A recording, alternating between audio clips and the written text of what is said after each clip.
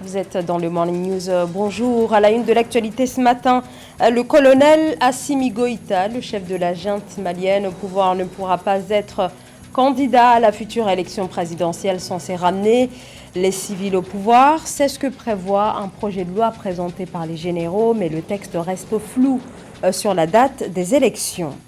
La paix et la sécurité au menu du sommet d'Oyo au Congo-Brazzaville, rencontre quadripartite en présence des chefs d'État du Congo, de l'Ouganda, du Togo et de la République démocratique du Congo. Le FMI revoit à la baisse ses prévisions de croissance pour 2022, prévisions en baisse, notamment en Afrique, avec une croissance qui ne devrait pas excéder les 3,7% cette année. Mais tout d'abord, l'actualité en Algérie où Chakib Khalil écope de 20 ans de prison ferme pour corruption. Le verdict assorti d'une amende de 2 millions de dinars a été prononcé ce lundi 14 février par le tribunal de Sidi Mohamed contre l'ancien ministre de l'Énergie sous la présidence d'Abdelaziz Bouteflika. Une condamnation par contumace car Chakib Khalil est en fuite à l'étranger. La justice algérienne avait émis en 2013 un mandat d'arrêt international contre lui. Erilaza Imbiki quitte officiellement la tête du ministère de la Justice à Madagascar. Ce départ du désormais ancien garde des Sceaux a été acté le 11 février. Cette démission, acceptée par le président de la République André Joël, intervient en plein scandale lié à une affaire de pots de vin dont les montants avoisineraient plusieurs centaines de millions d'ariars. Et en attendant la nomination d'un nouveau ministre de la Justice, l'intérim est assuré par la ministre du Travail. Le chef de la junte, Assimi Goïta, ne pourra pas briguer la future présidence malienne. C'est ce que prévoit le projet de la nouvelle charte de transition rendue publique samedi dernier, qui revient ainsi sur l'avenir de l'actuel président de la transition, qui ne pourra donc pas prétendre à la magistrature suprême lors de la prochaine élection présidentielle, mais dont la date n'est toujours pas fixée. Nathalie Mo. Un projet de loi pour la modification de la charte de la transition est en examen au Mali. Des médias locaux ont indiqué ce 14 février 2022 que cette révision s'inscrit en droite ligne des recommandations des Assises nationales de la refondation. Ainsi, l'article 9 interdisant au président de la transition Assimi Goïta de se présenter aux élections présidentielles et législatives a été renforcé. Pour le Conseil national de transition, le CNT, cette disposition est irrévocable. C'est un gage de bonne foi des autorités actuelles de la transition malienne de pouvoir quitter le pouvoir. Il est évident que pendant longtemps, au regard de la communauté internationale, cette jeune veut s'éterniser au pouvoir. Avec de telles réformes législatives et institutionnelles, cela va permettre davantage de rassurer la communauté internationale. La révision de la charte de la transition prévoit également la suppression du poste de vice-président en vue de réduire le train de vie de l'État. Il est aussi proposé l'élargissement du Conseil national de la transition pour renforcer davantage son adhésion au projet de la refondation de l'État. Cette Chambre a besoin non seulement d'une certaine légitimité, mais également d'une certaine légalité. Donc elle peut fonctionner à l'image de toutes les assemblées parlementaires dans le monde, dans le cadre d'une démocratie, même si nous sommes dans le cadre d'un régime exceptionnel. Donc de telles réformes vont permettre d'élargir son champ, notamment en matière d'expertise électorale. Au Mali, la transition reste confrontée à la difficulté d'organiser des élections dans de brefs délais, alors que la CEDEAO a renforcé ses deux faute de publication d'un calendrier électoral. Les autorités de transition tiennent surtout à suivre les recommandations des Assises nationales de la refondation. Ces concertations nationales donnent la possibilité à la période de transition de durer 5 ans.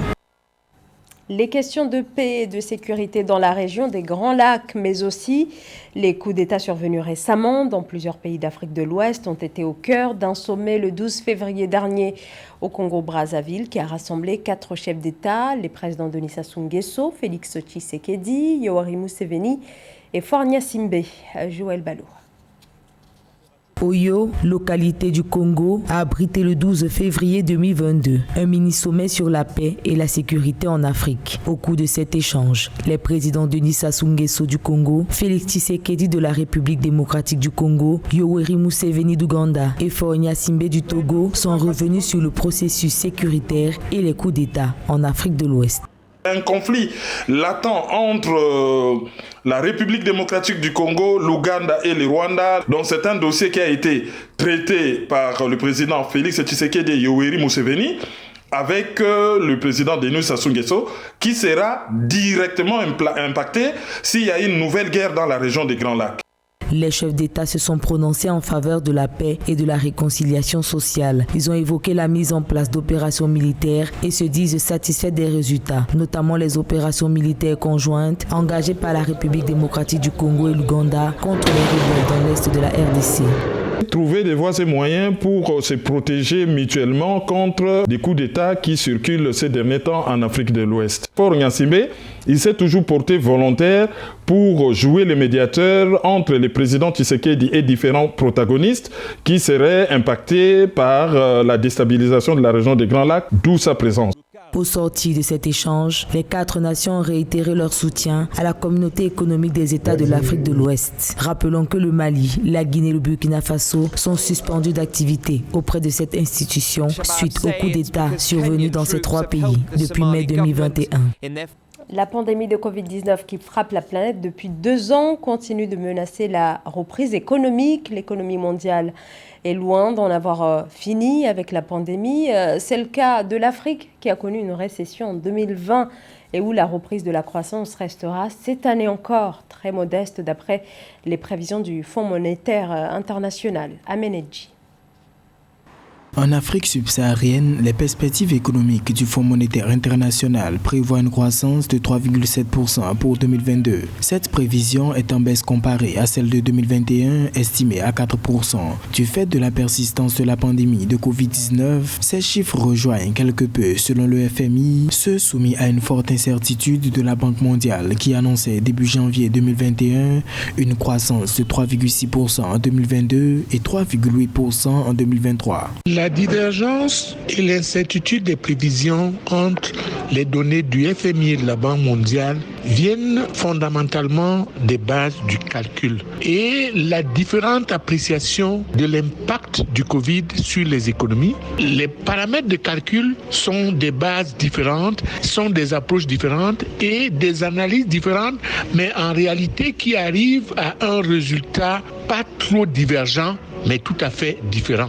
Selon les autorités, ces divergences dans les prévisions reflètent le déploiement plus lent des vaccins dans la région subsaharienne, un espace budgétaire plus limité et quelques disparités régionales en matière de résilience. Il faudrait aller à l'allègement de la dette et à des remises de dettes massives pour permettre aux pays de se réendetter. Les pays ne doivent pas être capables de se financer sans base de reprise. Depuis l'apparition du Covid-19, certains pays d'Afrique subsaharienne éprouvent des difficultés à affronter de nouvelles perturbations économiques en raison de leur niveau d'endettement élevé. En avril 2020, le groupe de la Banque mondiale avait appelé à un gel de la dette pour les alléger. Le programme de promotion de l'entrepreneuriat agropastoral des jeunes Camerounais, cela fait 6 ans que la stratégie a été déployée. Alors quel bilan ? La création d'emplois est-elle au rendez-vous ? Pour le gouvernement, la stratégie a permis, depuis son lancement, la création de milliers d'emplois. Absan Bibou. Depuis 2015, le PA Jeunes s'attelle aux côtés du gouvernement à favoriser l'entrepreneuriat agropastoral des jeunes. En 6 ans d'existence, les résultats sont perceptibles. Dans le détail, ce projet a permis de sensibiliser 29 500 personnes, financer 2 600 jeunes et créer 10 000 emplois. Par ailleurs, 3 800 jeunes ont été incubés et 30 000 ménages ont été directement touchés. Les étapes de mise en œuvre du programme se sont faites graduellement. D'abord la première étape, la deuxième, la troisième et la quatrième. Parce qu'on ne peut pas incuber si on n'a pas sélectionné, on ne peut pas financer si on n'a pas incubé, et on ne peut pas suivre dans une stratégie de business coaching un jeune qu'on n'a pas financé. Donc ça se fait graduellement. Le programme de promotion de l'entrepreneuriat agropastoral des jeunes couvre 16 bassins de production répartis dans les régions du centre, du littoral, du nord-ouest et du sud. À son achèvement en 2021, le PA Jeunes ambitionnait de créer 3 700 entreprises agropastorales et de développer 350 entreprises existantes des jeunes dans les chaînes de valeur des filières agropastorales. nous avons remarqué que la quasi-totalité des entreprises, pas seulement dans le secteur agropastoral, connaissent un fort taux de mortalité après 3 mois d'existence. Alors, le PA Jeunes a tenu avec le gouvernement et le FIDA à mettre en place une phase dite de business coaching qui consiste à accompagner le jeune sur un ou plusieurs cycles de production afin de garantir la durabilité et la viabilité de son entreprise. Doté d'un budget de 14 milliards de francs sur financement du Fonds international de développement de l'agriculture, le PA Jeunes avait pour mission de créer 3500 entreprises agropastorales et d'augmenter la marge des entreprises accompagnées d'au moins 50 à 60%. Après le sacre du Sénégal à la Coupe d'Afrique des Nations, Edouard Mendy remporte une semaine plus tard un autre trophée, cette fois avec son club de Chelsea à la Coupe du Monde des clubs. Récompense également pour Al Ahly, le club égyptien qui décroche la 3e place à l'issue de la petite finale qui s'est jouée samedi à Abu Dhabi. José Douglas. À Abu Dhabi, le club égyptien d'Al Ahly obtient la 3e place de la Coupe du Monde des clubs après avoir battu les Saoudiens d'Al Hilal Saudi Football Club sur le score de 4-0. L'équipe des Diables Rouges d'Al Ahly qui a conforté sa victoire avec le retour de nombreux joueurs finalistes de la Coupe d'Afrique des Nations remportée par les Lions de la Teranga du Sénégal. Ibrahim à la 8e et 17e minute, Abdelkader 40e et El Solia 64e minute ont été les auteurs des 4 buts d'Al Ahly. Nous nous concentrons sur la compétition mondiale dans la Coupe du Monde des clubs, par exemple pour avoir non seulement un club de chaque confédération, mais davantage de participation, car nous devons stimuler le football des clubs dans le monde entier.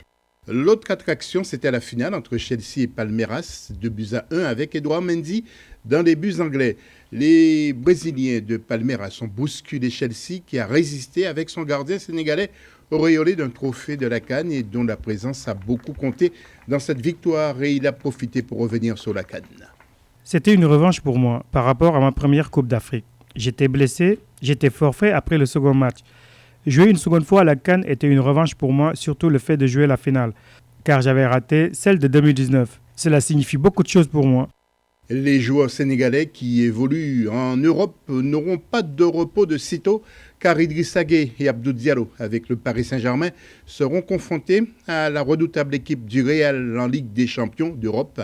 Et Edouard Mendy attend dans quelques jours l'équipe de Lille, toujours en Ligue des Champions, avec son club de Chelsea. Et c'est la fin de ce journal. Merci de votre fidélité. L'information continue sur Africa 24.